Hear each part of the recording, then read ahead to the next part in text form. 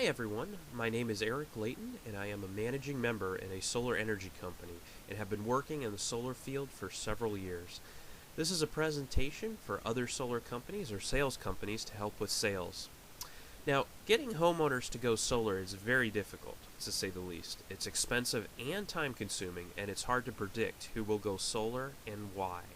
I've been working on reducing this cost and clearing up this mystery.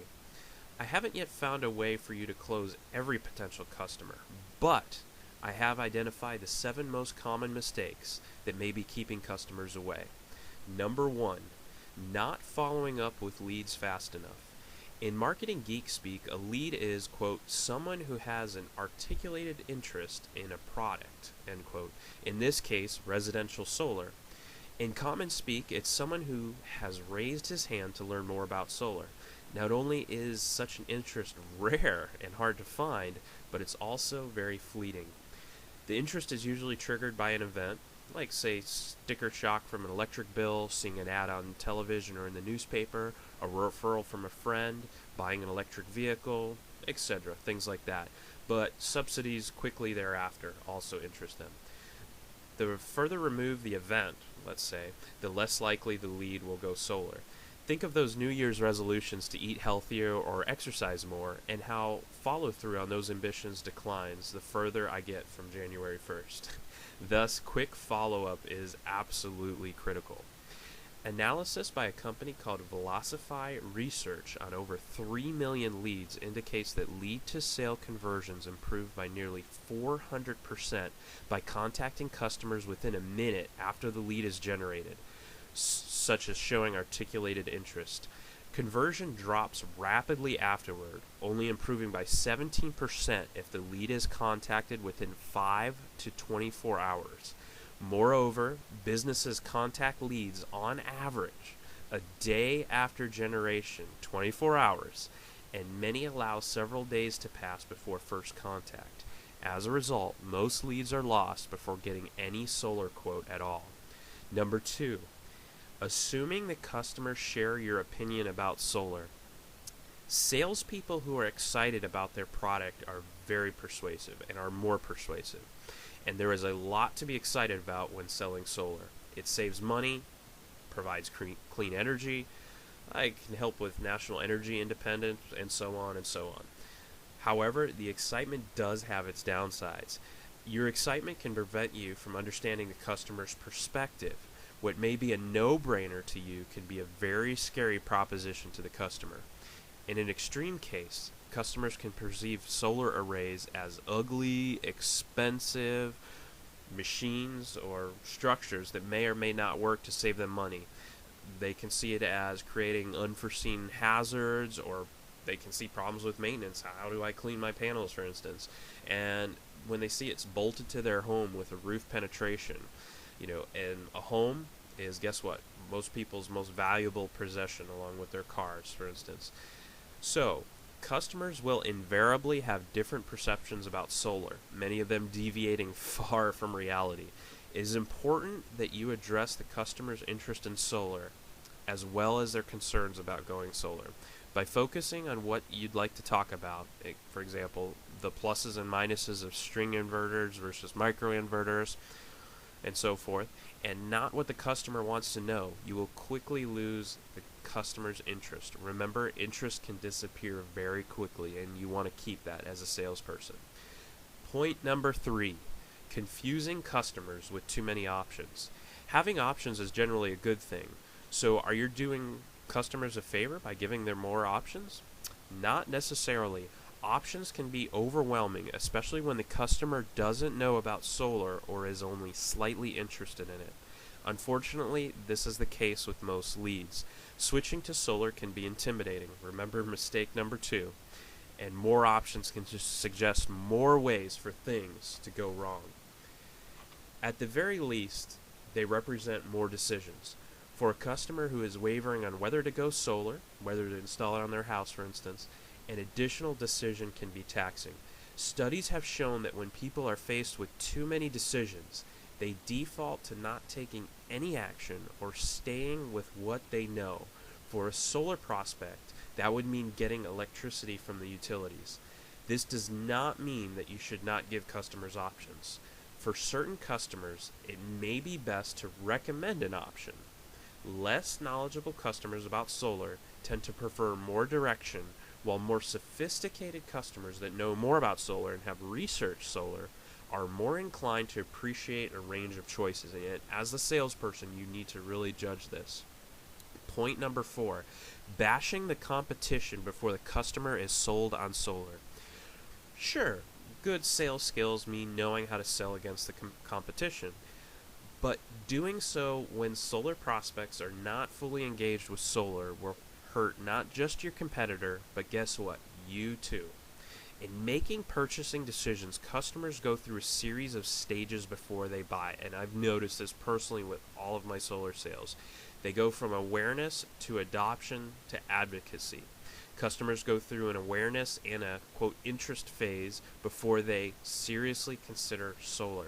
It is during the evaluation stage that customers like their different options, including whether to go with you or a competitor. No doubt, it's tempting to try to get customers first by spiking the other guy's offer with some good old-fashioned fear, uncertainty, and doubt. Example, off the top of my head, I've seen before, hey, their equipment is junk, they're using Chinese solar panels that are crap and will go bad after a couple years. Oh, their financing is a scam, that 25-year loan, that's an absolute scam. Or the best one, or the one that I see a lot, is, oh, their work is shoddy. By using scare tactics, it's more likely to scare prospects from going solar altogether. Most customers are unfamiliar with or misinformed about solar to begin with. Those who get beyond the awareness stage typically have only some interest and may find solar intimidating. Remember, see mistake number 2. Or the choices bewildering. See mistake number 3. When somebody suggests that choosing poorly could make you worse off than not choosing anything at all, what would you do? Point number 5, not asking for referrals or asking incorrectly. Now, referrals remain the most cost-effective way to acquire customers. Some solar companies pay about $500 for each referral, give or take a few $100s. I've seen as high as $1,000 for a referral fee, but depends on what service you use as a company. Now, what about the customers? Now, some solar companies I've seen offer a generous referral fee of $1,000, which is fairly decent, but it's only a fraction of the average customer acquisition cost of $2,000 to $4,000. These numbers would likely puzzle academic researchers with no experience of selling solar. If referrals are so much cheaper than customer acquisition, why spend so little on referrals and so much on other marketing efforts? Of course, the solar industry's response would be that the problem is not the referral fee. The problem is that there are not enough opportunities for referrals. After all, every sales rep asks their happy customers for referrals, right? Not exactly. In fact, many sales reps do not ask their customers for referrals, or they ask them so timidly that it's the same as not asking them at all. Solar pros often request referrals in a passing statement, such as, let's pretend the customer's name is Ryan. Hey Ryan, if you ever know anybody who's interested in solar, can you let me know? To which Ryan replies, okay. The sales rep leaves, assuming his request will be at the top of the mind for Ryan the next time he sees a friend with a good roof for solar or a high energy bill. But Ryan has many other things to think about, and Ryan doesn't actively engage with his PV system the way he engages with his other devices like his iPhone or his car, for instance. So he is unlikely to think about his PV system on a regular basis. Ryan is certainly not going to be as capable as you in identifying a good solar candidate, and he's unlikely to know whether his friends and neighbors have high energy bills. All of these factors mean that Ryan by himself is probably not going to be your best lead source. So follow-up is important. It could be a periodic checkup, a solar party or a solar get-together. I've seen those before. Or maybe just a physical reminder such as a referral card or a gift. An email is also acceptable there. Point number 6, losing contact with past solar companies. Another good reason to stay in touch with a customer, such as my example Ryan, is that your past solar customers are arguably your best marketing resources. One of the biggest barriers to adoption is the lack of trialability, and that's actually a word. Selling solar is difficult because customers cannot try the product before buying. There is no test driving with solar. Heck, there's no 30-day money-back guarantee, and there's really no free sample of solar.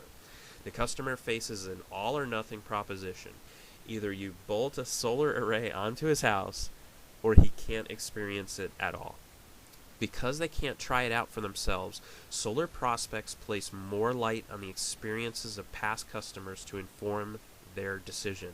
The prospects will ask for references among past customers, look at reviews on social media sites, other lead generation sites, or read and view their testimonials. The longer the past customers have had solar, the more credible their experiences. These customers can speak to potential long-term concerns about reliability, savings, or even maintenance. Unfortunately, many solar companies lose contact with their customers, especially their earliest customers. Staying in touch with all previous customers, even if only occasionally, sending a holiday email, sending a follow-up, "Hey, how are you doing, Ryan?" can provide you with a lot of testimonials and the trust they confer on your business. Point number 7, giving up too soon on leads or getting referrals. It appears that most installers give up on a lead within 3 months. Attempts to get referrals from customers have only a slightly longer time horizon, perhaps up to 6 months. A University of Texas study in 2013 found that the average time to adopt, the time when the customer first considered going solar for the first time they made a purchase, is 9 months. Similarly, I've actually heard of solar companies getting referrals from customers who had gone solar several years earlier. There are a lot of opportunities to win a customer or referral after the initial 3 to 6 months. The earlier you give up, the more money you might be leaving on the table. Of course, this does not necessarily mean that every lead or every past customer should be contacted continuously for years. Don't do that. What it does mean is that you should be selective about who you contact and think carefully about how you approach each person. Now, I hope these points will help you in obtaining more sales from your solar company.